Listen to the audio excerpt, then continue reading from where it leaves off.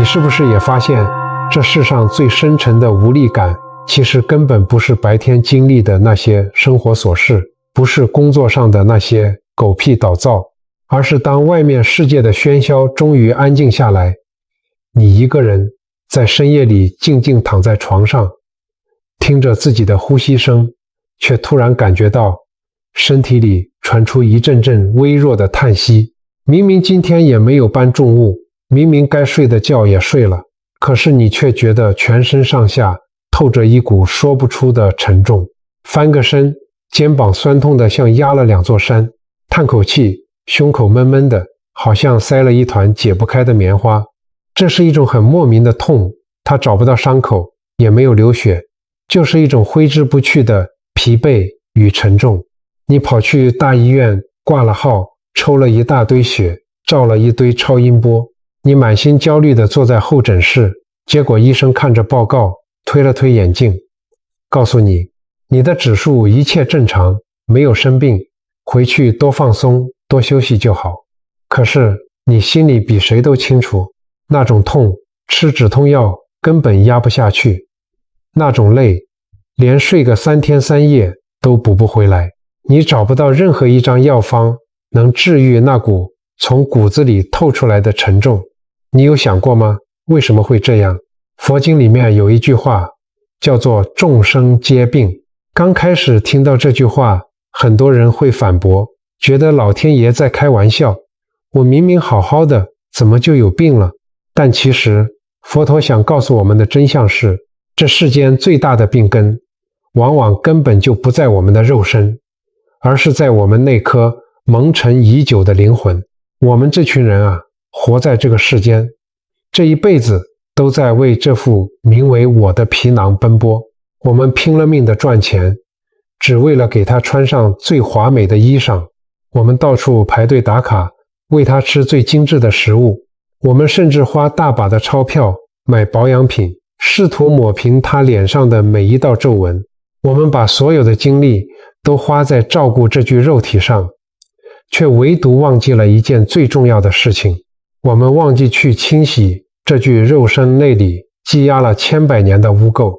那些我们在日复一日的生活中所升起的生气、贪心、嫉妒，还有放不下的面子与傲慢，这些情绪从来都没有真正消失过。它们就像是一颗颗隐形的种子，悄悄地、深深地埋在我们的灵魂深处。当因缘成熟的时候，它们就会破土而出，化作你身体里查不出原因的疼痛，化作你挥之不去的疲惫，甚至是突如其来的情绪崩溃。所以今晚我想告诉你一个颠覆认知的真相，当你觉得身体莫名疼痛的时候，千万不要害怕，这绝对不是老天爷在惩罚你，更不是你运气不好，这其实是一场无比慈悲的提拔。这代表着你的灵魂正在透过你的肉身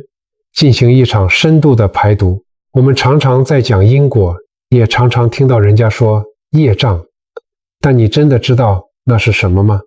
在佛法里面有一个很深刻也很美的词，叫做80田，也就是我们的第80阿赖耶识。你可以把这个80田想象成我们灵魂深处一个永远装不满的超级大仓库。你在这辈子甚至过去无数个轮回里，每一次因为别人的一句话而生气，每一次心里冒出的贪念、嫉妒，或者是受了委屈吞下去的眼泪，这些大大小小的情绪都不会凭空消失，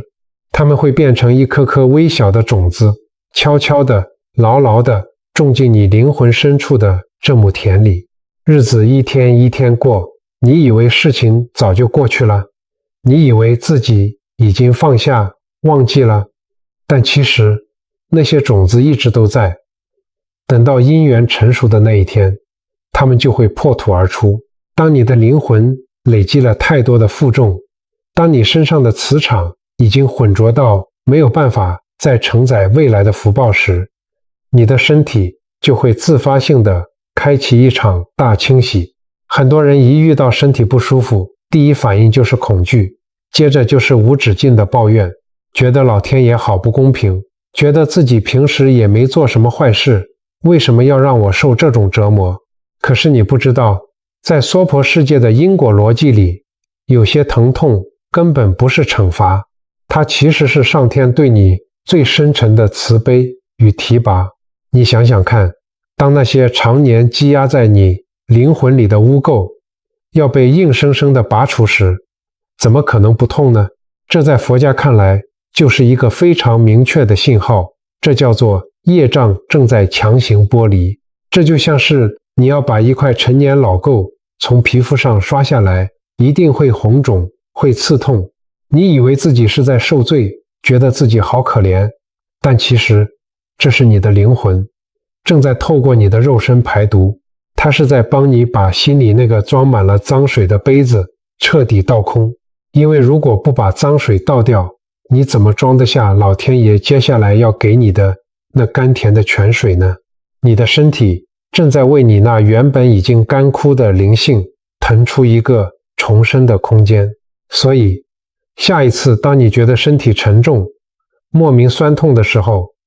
请你在心里轻轻对自己说，这不是病，这是我的灵魂正在发芽，正在蜕变。而这种蜕变的信号通常会以3种形式出现在我们的身体上。你要学会辨别的第一种信号，就是那种莫名其妙，连呼吸都觉得累的深度疲惫感。你是否曾经经历过这样一段时期，明明去医院做了各种最精密的检查，报告出来一切都正常，可是你就是觉得全身上下沉重的像是一座山，每天晚上很早就躺下了，睡得再久，早上醒来却还是像没睡饱一样，走到哪里都觉得好累，连多讲一句话、多回一个讯息的力气都没有。这种感觉不是跑完马拉松那种肌肉的酸痛，而是一种仿佛灵魂被彻底抽空的无力感。你要知道，这种疲惫根本不是你的体力透支了，而是你的心力衰竭了。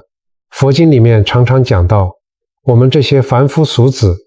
总是被世间的五欲六尘牵着鼻子走。什么是五欲六尘？就是我们每天张开眼睛，想要赚更多的钱，想要更高的地位，想要别人看得起我们，想要掌控身边的一切。我们的心神长年累月的在外面耗散，这就像是一盏油灯，你看着那个火星好像还在亮着，但其实里面的灯油早就已经烧干了。当你长期沉溺在负面的磁场里，或者当你把别人的课题揽在自己身上，背负了太多根本不属于你的因果责任时，你的灵魂就会主动宣告罢工。它透过这种极致的疲惫，强迫你停下来，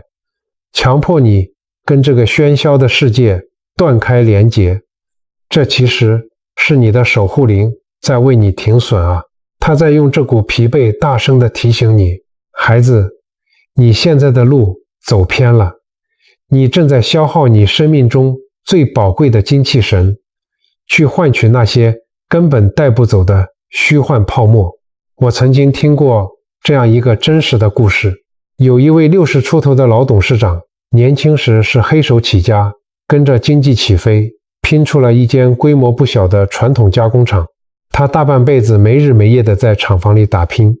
为了顾全那些老员工的生计，为了把工厂顺利交棒给下一代，他天天交际应酬，脑子里盘算的全是公司的资金周转和怎么抢下国外的订单。可是前几年，他突然陷入了一种长达半年的无名疲惫，那种累是哪怕他花了10几万买最顶级的床垫，每天睡足了10几个小时，醒来依然觉得四肢像灌了铅，他连端起茶杯的手都在抖，看着平时最爱吃的海鲜也会反胃。他四处求医，大医院的仪器检查做了个遍，甚至连最贵的自费中药丸、各种高级保健食品都当饭吃，却一点用都没有。他陷入了极度的恐慌，跑去各大庙宇求神问卜，觉得自己是不是得了什么治不好的绝症，连财产该怎么分都偷偷在日记本里写好了。后来在老朋友的牵线下，他去了一间位于中部深山里的古寺打禅期。老和尚什么也没说，只让他在禅房里静坐。刚开始，他坐在那里，听着山里的虫鸣鸟叫，只觉得心烦意乱。他的手还在习惯性的想去摸口袋里被没收的手机，满脑子都还是工厂的机器有没有故障，出货来不来得及，整个人焦躁不安，身体更是累得快要散骨头，仿佛全身上下旧伤的经脉都在抽痛。但是到了第3天，当他无力地看着窗外的落叶随着秋风缓缓盘旋，最终无声无息地归于尘土时，他突然看清了自己。他想起自己为了赚钱错过了儿女的成长，想起太太年轻时跟着他在工厂里吸废气，现在白发苍苍，却还得常常望着他的背影叹息。他看清了自己这大半辈子，表面上是为了家人打拼，其实内心里根本放不下对金钱和面子的执着。看清了自己是如何把所有的压力往死里扛，却糟蹋了这副皮囊。就在他真正看破，在心里彻底对这股非我不可的执念认输，选择放下的那一刻，神奇的事情发生了。他突然像个委屈的孩子一样，在佛前嚎啕大哭了一场。哭完之后，那股压在身上半年的沉重感竟然瞬间烟消云散了。他的身体奇迹般的恢复了轻盈与活力。这就是灵魂在透过疲惫逼你回头。其实这种极度疲惫后的重生，在古代高僧的修行路上也是必经的过程。近代有一位非常著名的高僧，叫做虚云老和尚。当年他在高明寺打禅期的时候，在黑夜里过河，不小心掉进了冰冷湍急的江水里。他载浮载沉了一整天，被打捞起来的时候，几乎已经没了呼吸。虽然捡回了一条命，却生了一场险些要命的大病。那时的他全身上下痛到骨髓里，不仅七窍流血，还不停地发着高烧。他虚弱到连站都站不稳，每一次呼吸都像是有刀子在割肺，可以说经历了常人无法想象的极限疲惫与病痛的折磨。当时旁人都劝他放弃打七，赶紧就医休息，但是虚云老和尚没有抱怨，更没有退缩。他知道这是宿世的业障现前，是灵魂正在经历一场最严苛的大清洗。他咬着牙，拖着病重的肉身进入禅堂，把生死彻底放下。他不理会身体的剧痛，也不管自己是不是下一秒就会倒下，把所有的念头都收摄回来，死死地守住一句佛号，进入了极深度的禅定。结果有一天晚上，护期的法师倒茶给他，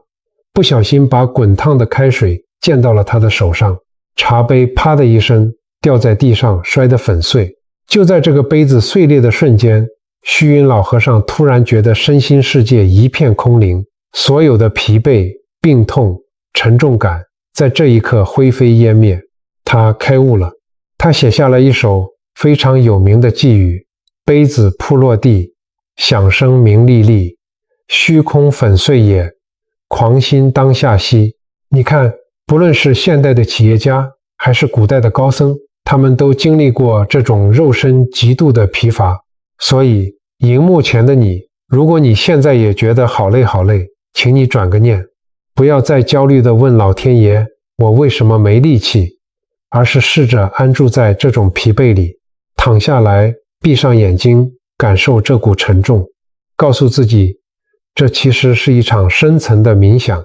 你的身体正在帮你清理掉那些不属于你的能量垃圾。当你不再抗拒，当你真正学会休息，当那股沉重感如云烟般消散时，你就会感受到一种从未有过的轻盈，那就是业障消散后灵魂最纯粹的清爽。说完了疲惫，接下来你要学会辨别的第二种信号，是身体某些部位突如其来的毫无预兆的刺痛或是酸楚。你有没有过这样的经验？有时候你会觉得背部沉重的像是背着一座大山在走路，或者夜深人静时，心口无缘无故的隐隐作痛，又或者是四肢莫名其妙的发麻发酸，你去推拿去拔罐，当下好像好了一点，但没过几天，那种深层的酸痛感又跑出来了。在中医和佛理的交叉点上，我们把这种现象叫做气脉不通。但是气脉为什么会不通呢？因为那个酸痛的地方死死地堵塞了某种你从来没有真正化解过的情绪，或者是某段你到现在都还没有了结的业缘。佛说前世因，今生果，你身体上的每一个痛点其实都是一个解不开的因果结。我认识一位50多岁的母亲，她常年饱受肩颈酸痛的折磨，她形容那种痛就像是脖子上骑着一个人，沉重到让她喘不过气。她看了无数的医生，做了各种复健，甚至尝试了各种民俗疗法，却始终无法断根。后来在一次深度的静心访谈中，才发现问题的根源。这位母亲对她的一对儿女有着极度强烈的控制欲，几乎把孩子当成自己的附属品。儿子没考上他理想中的国立大学医学系，女儿带回来的男朋友不是他心目中的标准，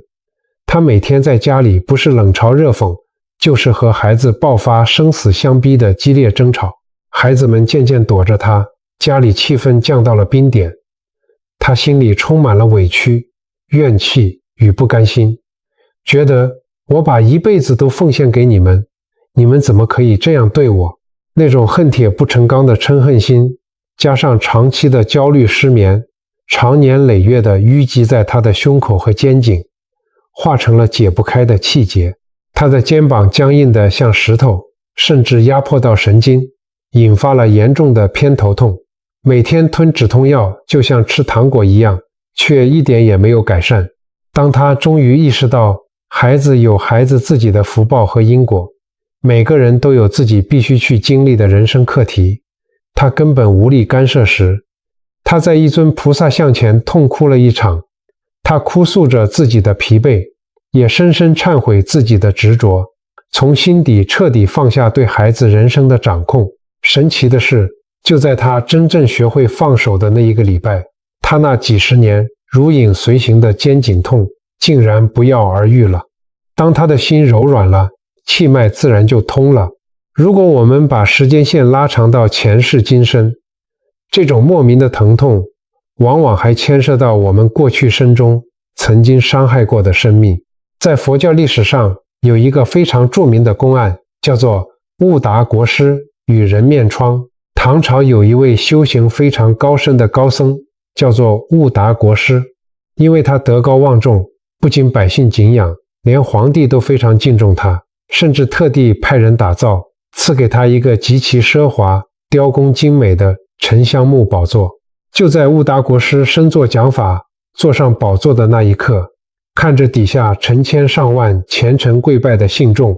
他的心里稍微升起了一丝丝的骄傲与傲慢。他心想，放眼当今天下，能有如此修为与殊荣的，大概也只有我一人了吧。就这么一个微小的沾沾自喜的念头，让他原本清净无染的磁场出现了一道裂缝，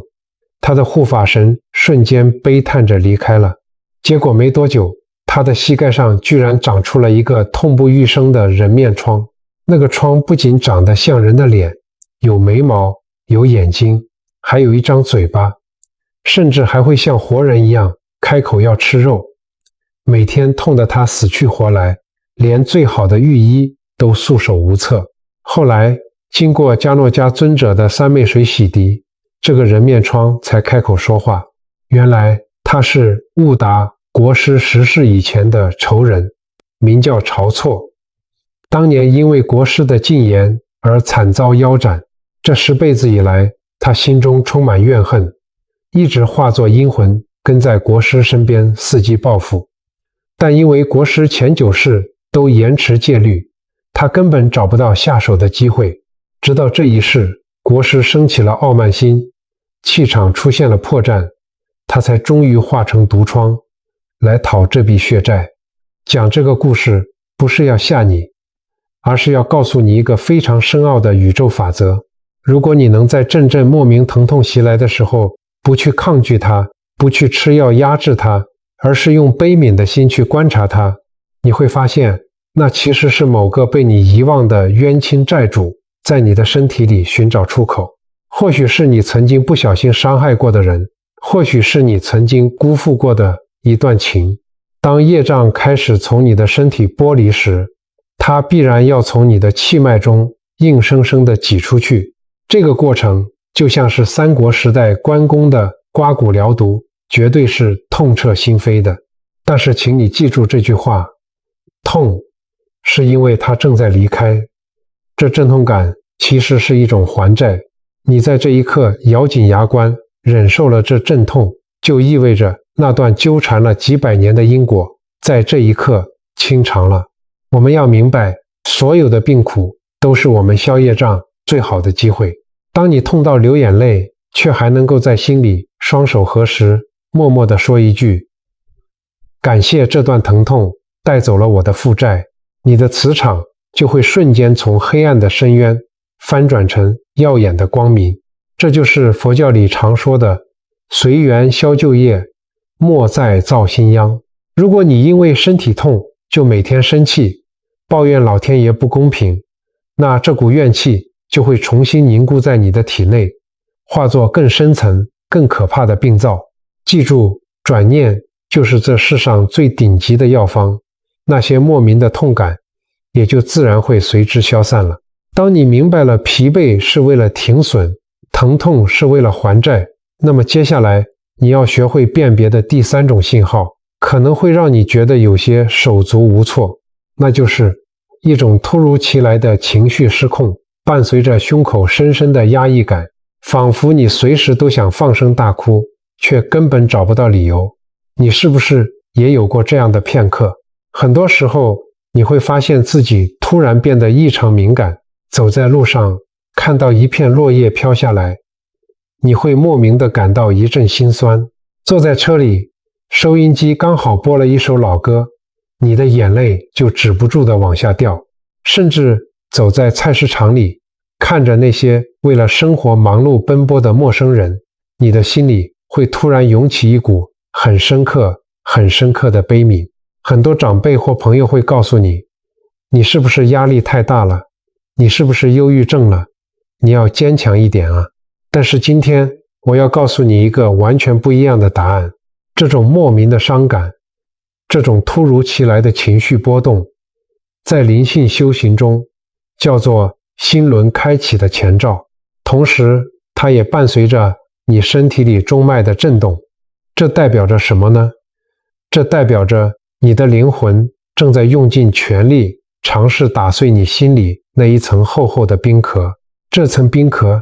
是你这几十年来为了在社会上生存，为了保护自己不再受伤而建立起来的防御机制与傲慢。你总是告诉自己要坚强，要撑住，不能哭。可是这层冰壳把你保护起来的同时，也把你原本柔软的心给彻底冻僵了。我曾听过一位年近50的单亲妈妈分享她的经历。她离婚10年，一个人身兼2份工作，白天在超市当收银员，晚上还要去餐厅洗碗，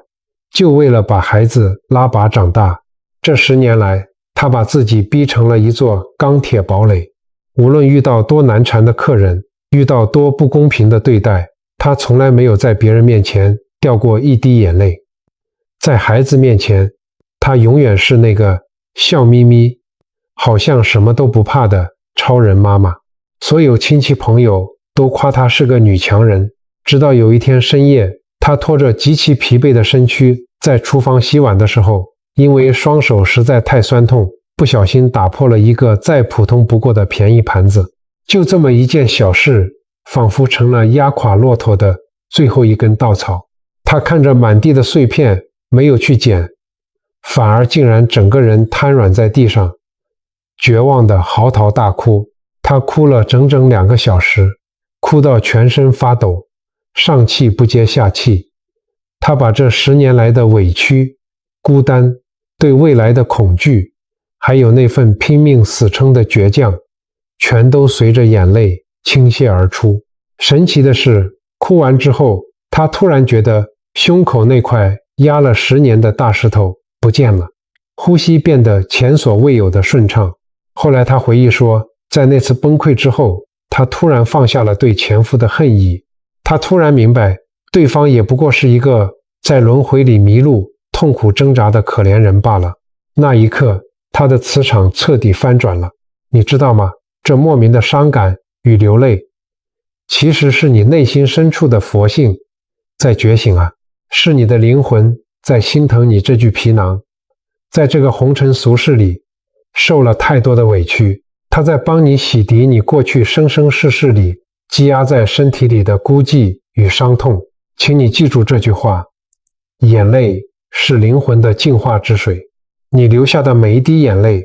都在冲刷你内心那些阴暗潮湿的角落。当你的心开始觉得疼，说明你开始感同身受了，说明你那个自私的小我正在一点一滴的消融。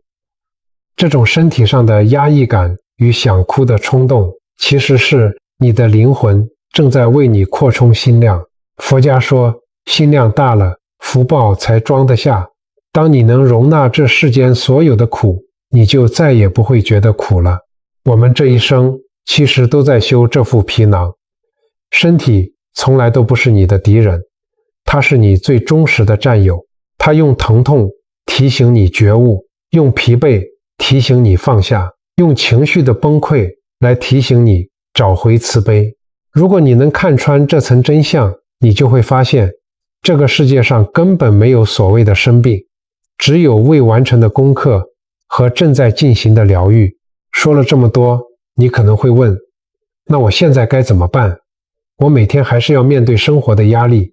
我该怎么帮助自己的灵魂排毒呢？佛经里常说，佛法在世间，不离世间觉。真正的修行从来都不是要你躲到深山里去，而是在我们日常的行、住、坐、卧当中去察觉、去改变。我们现在常听人家说亚健康，或者说是各种文明病，自律神经失调，去医院检查都没病，但全身就是不舒服。其实现在人的这种隐形病痛，很大程度上都是心病，是我们心里的那些求而不得、舍而不能、放而不下，这些密密麻麻的念头交织在一起，就像是一张巨大无比的蜘蛛网一样，死死地缠绕着我们的灵性。而你的守护灵正在透过你身体上的这些怪现象，这些酸痛与疲惫，拼命地帮你剪断这些蜘蛛网。它让你痛，是为了让你不再沉迷于外在的追逐；它让你累，是为了让你真正学会休息。每一次身体的不舒服，其实都是一次生命重启的机会。所以，从今天看完这支影片开始，我希望你能立刻在生活中开始实践以下这3个微小的行动，它们非常简单，但却拥有不可思议的疗愈力量。第一个行动，睡前3分钟的身体对话。每晚睡前，请放下手机，闭上眼睛，将双手轻放在身体最不适或酸痛的部位，在心里对它默念：对不起，过去我总把你当成索取的工具，嫌弃你生病老去，却未曾感谢。从今往后，我会好好爱你，将身体视作最忠实的战友，把温暖与歉意透过手掌传递，你紧绷的肌肉瞬间就会松懈下来。第二个行动，疼痛当下的合掌观想。当刺痛或疲惫袭来时，先别急着吃药或抱怨，请做一个动作，双手合十，深呼吸，在心里对疼痛说：我看见你了，我知道你在为我清理，我完全接纳你的存在。当你放下抗拒，这股温柔的接纳之力能瞬间平复体内的能量乱流，让堵塞的气脉重新畅通。第3个行动，把身体当成修行的道场，凡所有相皆是虚妄，要看破疼痛与疲惫背后隐藏的慈悲。从今往后，请在日常中时刻保持觉知。发现自己为小事生气时，深呼吸，告诉自己，这是在造新业，我要放下。发现自己过度消耗时，停下喝口水，告诉自己，身体是道场，我不能毁了它。请永远记住，这世上最好的风水是你的心，这世上最好的医生是你的觉知。当你不再无止境地向外所求，而是把这具皮囊当成你在这辈子修心养性的道场，它自然会回馈给你最完美、最纯净的平衡。你要知道，那些莫名其妙的痛感，那些把你折磨的夜不能寐的疲惫，其实全都是上天在给你换血。老天爷透过这些身体的苦，洗去了你身上的戾气，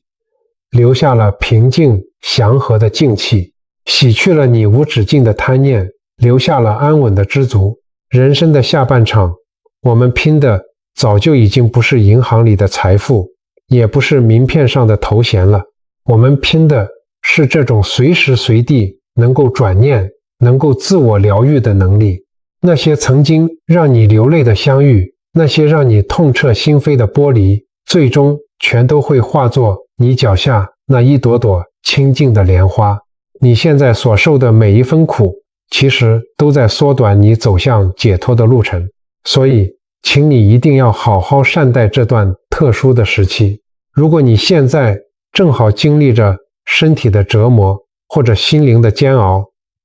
请你在心里温柔地告诉自己，这不是病，这是我在重生，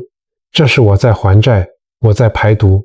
我正在迎接一个更纯净、更充满智慧的自己。当这一场灵魂的大雨狠狠地洗过之后，你的生命之树将会长出最繁茂的绿意，开出最清芬的智慧之花。你要相信，在这个浩瀚的宇宙中，没有任何一份功德会被辜负，也没有任何一份痛苦会让你白白承受。你的守护灵始终在温柔地注视着你，它透过这些痛感给你发出的密报，就是希望你能早日觉醒，早日找回你心里那个本自具足、不生不灭的自性。愿每一个在病苦中挣扎的灵魂，今天都能听懂身体对你的一片苦心。愿你在疼痛中照见慈悲，在疲惫中寻得安宁，在剥离中获得新生。从今以后，这世间再也没有任何病痛能真正困住你，因为你的心已经超越了肉身的枷锁，活在了那片无上清凉的净土里。记住，心若无恙，人间便是天堂。身虽有痛，灵已芬芳。这就是修行的真谛，也是生命送给你最厚重的礼物。影片的最后，我想邀请荧幕前的你，在底下的留言区留下一句善言，或者一句为自己、为家人祈福的话语。你可以写下接纳疼痛，迎接重生，或者是任何一句充满爱与慈悲的话。当我们1万人、10万人都在这里留下善念时，这里就会形成一个无比强大的疗愈磁场。这个磁场会回馈到你的身上，保佑你身心安康。感谢你的聆听，我们下次见。